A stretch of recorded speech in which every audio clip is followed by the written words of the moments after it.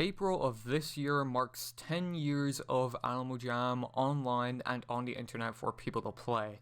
Since then, Alamo Jam has amassed over 150 million players, has had many spin-off games on mobile, as well as the introduction of its primarily mobile counterpart and adaptation Alamo Jam Play Wild. In this video, I want to reflect on how Alamo Jam and its community was a decade ago compared to how it is now 10 years later.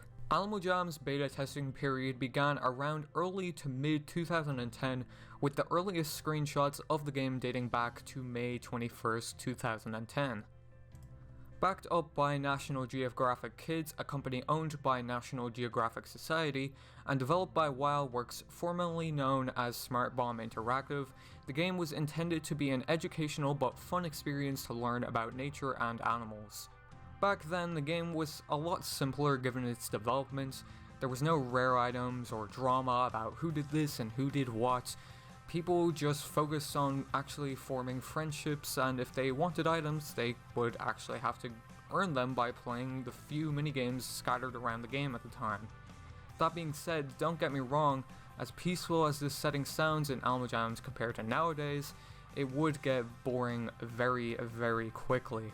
I personally played around July 2010 for about a week in the beta period of the game, and I know I didn't return until the game actually launched. I guess the best way to describe this atmosphere on Alamo Jam during its beta testing period and post-launch would be pretty peaceful. People weren't focused on being rare or the next famous AJ YouTuber.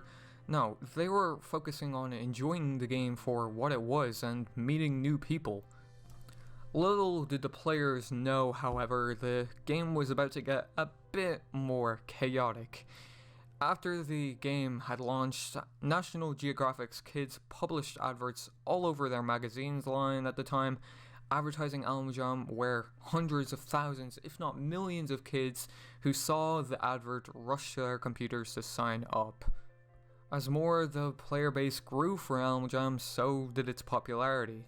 It soon began to appear on YouTube with millions of hours of Alamo Jam videos being published yearly, and millions of revenue generated from memberships and currency brought in for WildWorks. Now, let's fast forward 10 years later. Alamo Jam has changed for the better or for the worse, depending on how you actually look at it. After its many spin-off mobile games referenced to at the start of this video, they began to die out very quickly soon after all of their releases as well.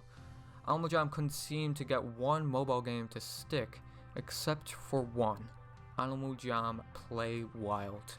Both Alamo Jam and Alamo Jam Play Wild went on to receive numerous of awards for the tremendous popularity and growth of these games. In fact, Alamo Jam Play Wild surpassed its predecessor due to the massive growth of mobile gaming and the decline of desktop gaming. With that being said, Play Wild earlier this month took the name of the original Alamo Jam everyone got to know and love over the past 10 years, leaving the original with the name Alamo Jam Classic. If you've been keeping up with Alamo Jam Classic in the last couple of months or even years, you would know that updates have gotten quite slow, if any actual updates at all. It's gotten very apparent that the team has shifted more focus on the primitive mobile counterpart to generate more revenue. Not to mention the partnership between Alamo Jam and National Geographic Society was terminated also around the end of 2018. With a mutual agreement to end the contract from both parties, WildWorks believed Alamo Jam could still grow strong without the partnership being involved. However, the current state of Alamo Jam's gameplay, compared to its beta testing period anyway, I would say is pretty fantastic. But with this marking the 10th year of Alamo Jam actually being in existence, and actually being worked on as a game, from what I can tell, it just seems so little was accomplished in that time period, and there's so much wasted potential which could have led to its player base moving on. As for the community, I can't really say the same. With the introduction of the rare tags for items in 2011, as we all know, a whole economy was built around it, leading players, for better or for worse, getting a lot more interactive with one another. I'm fairly confident in saying that the community has gone downhill since the addition of rares, but to be honest, it was inevitable. Nowadays, the community mostly consists of people just plainly in it for rares. Sure, you'll see the average player that only plays minigames, or a player that has just started, but that's about it. The player base of the game has completely changed. With more and more people every day getting into drama over the littlest things, players arguing over rarity, people hacking and scamming each other, players being suspended and banned, it's just resulting in more people leaving the game for good. And the slow updates AJHQ are releasing are definitely not helping the game's activity. But to AJHQ, or Wildworks I should be saying, Alamo Jam is just not as profitable as it used to be. I think Wisteria Moon, a Jambassador for Wildworks, I'm pretty sure most people know that, put this subject perfectly. She said in her own words that Alamo Jam indeed does not see it as profitable anymore with the decline of Flash games' popularity, the growth of popularity of mobile gaming, and as well that if Wildworks truly didn't care about Alamo Jam, they would have locked up shop ages ago. I personally don't think we give them enough credit for what they actually do. At the end of the day, this game had its ups and downs, and I think people definitely give AJHQ and Wildworks more empty criticism than they actually deserve.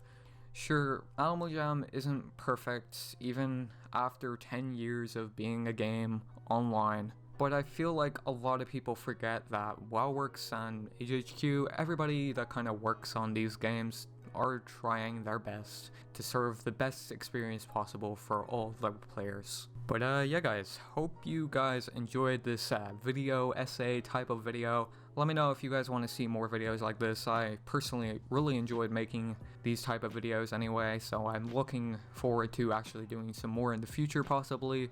If you did enjoy these style of videos, let me know in the comments below, and let me know what you want to see next in these kind of video formats.